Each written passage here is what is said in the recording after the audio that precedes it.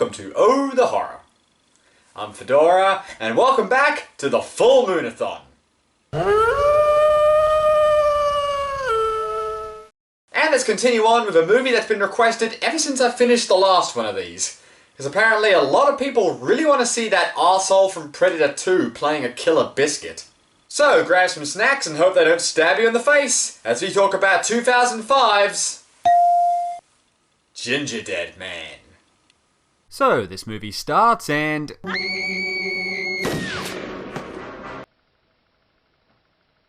No, old man, stop, I was just kidding!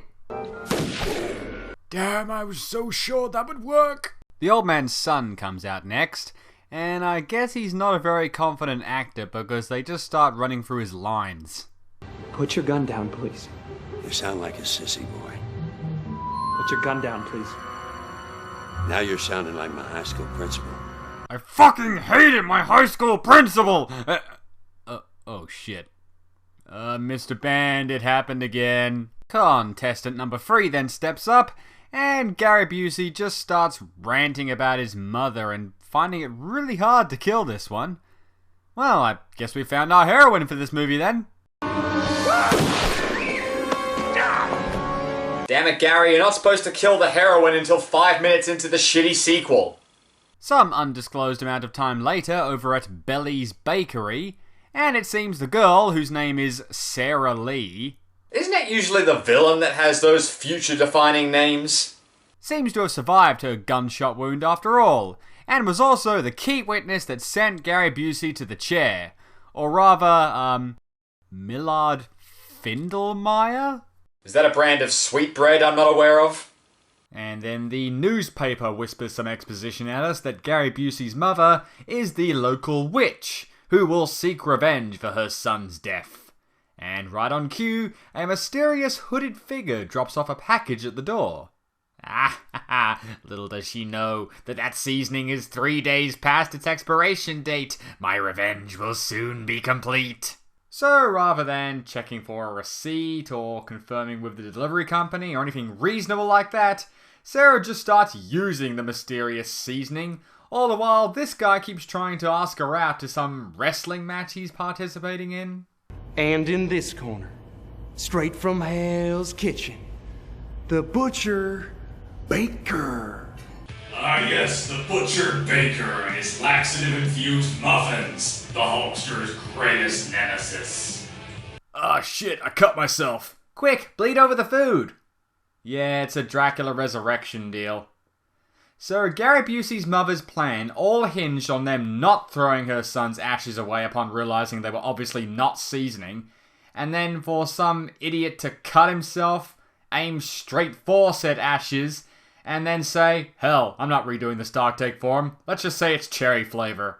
Well, with that level of incompetence, I'm surprised Walker, Texas Ranger here is even bothering wanting to buy out their dying business. Unless this is your attempt to stick it to the man, Sarah. Take his money and run before the lawsuits start coming in. Well, let's get to work on that haunted cookie dough now, shall we? Jesus! Seems it's also lucky she happens to be making gingerbread titans today. Would have really screwed up the revenge plan if she was just using those little star shapes. We have almost everything to bring this dessert man to life, but I still think we need a bolt of lightning, a la Frankenstein, to really do the job.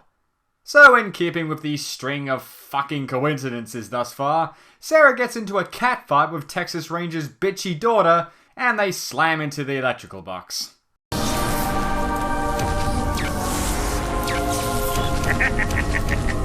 It's alive and delicious.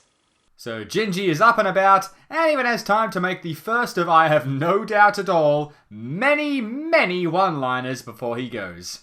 The hell is that? Well, it sure ain't the Pillsbury fucking dope boy. And that's the way the cookie crumbles.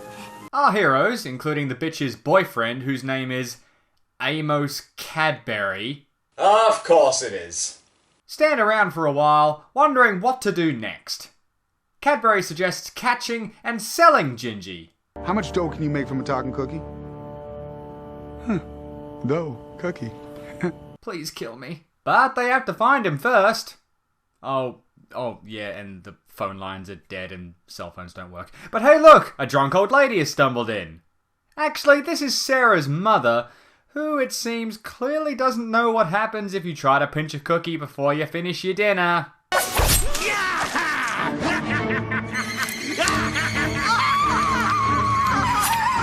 Well, shit. I only got spanked. Shit got a lot stricter in 2005. Cadbury just walks outside and gets into his car. I guess the movie's over then, because why don't they all just get in there and leave? I mean, they don't know that Mom and this other girl have been captured. What's keeping them here? No, he's just gone for a phone, which is also dead, and a gun. But Gingi has obviously taken some notes from Stephen Lang, because he then shuts down the power.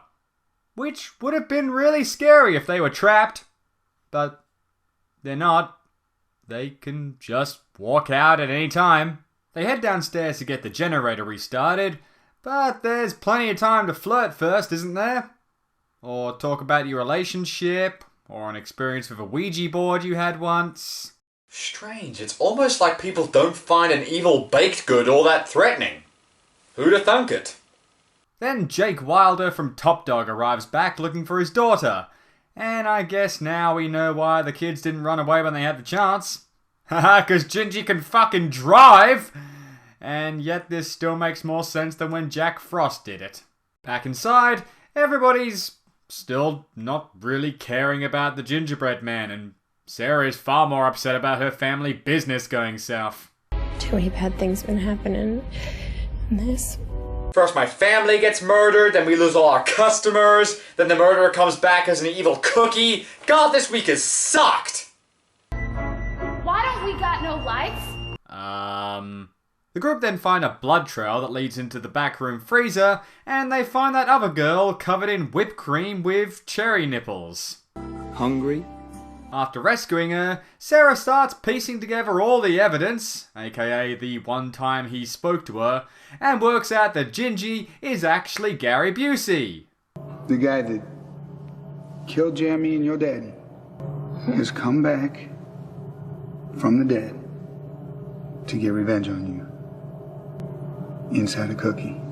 Well, when you say it that way, it sounds ridiculous. Cut back to Honey Boo Boo here, who is the next to be attacked. Did that sugary little bastard just ruin my makeup? Holy shit! Wow.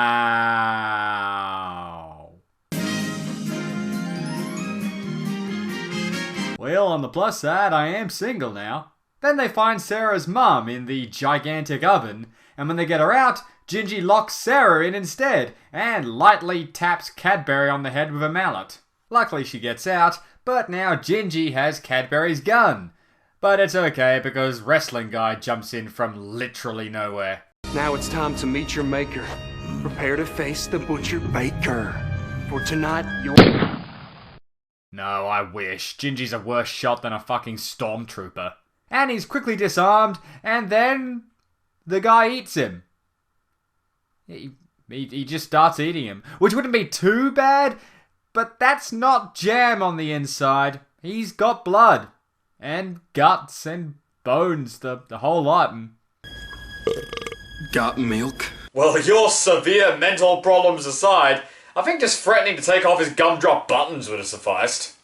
Dude, the way you ate that guy's head off was so fucking hot. So after that incredibly dark victory, everyone goes to take Sarah's mum to the hospital, but unfortunately Gingi has now possessed the wrestling guy.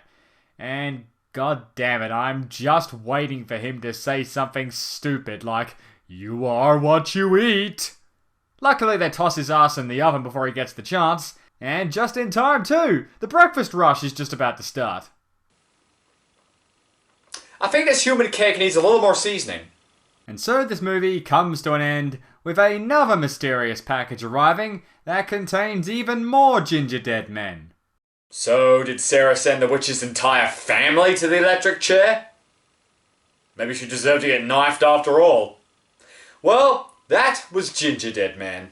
This movie was obviously very much inspired by Child's Play, but skipped over all the atmosphere of that movie and just goes for full-blown, unapologetic ridiculousness.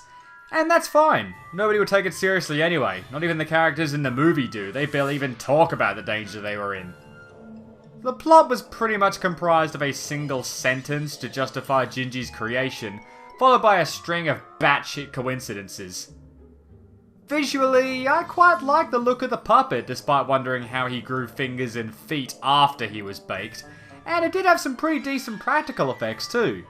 So, despite some of the more boring moments, like many mad full moon movies, I enjoyed it, and I do recommend it to fans of the company. And that's all from me for tonight, so, I'm Fedora, this is Oh the Horror, save a screen for me, and we'll see you next time.